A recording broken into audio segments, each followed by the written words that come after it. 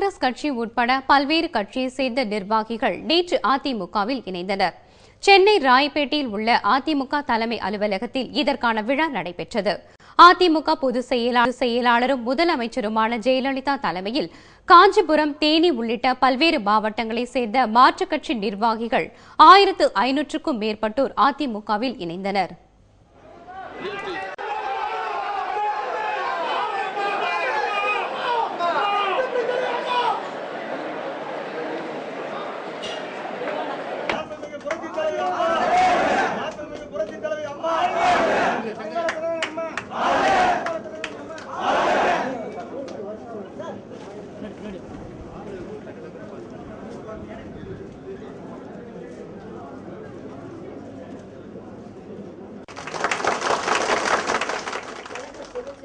என்ற முறையில் உங்கள் அனைவரையும் அன்புடன் வருக வருக என வரவேற்கிறேன்.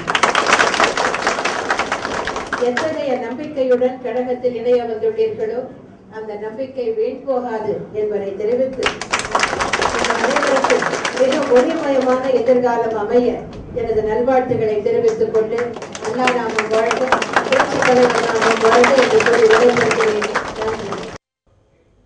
அதிமுகவில் இணைந்த மாற்றுக் கட்சி நிர்வாகிகளுக்கு முதலமைச்சர் ஜெயலலிதா வாழ்த்து தெரிவித்தார்.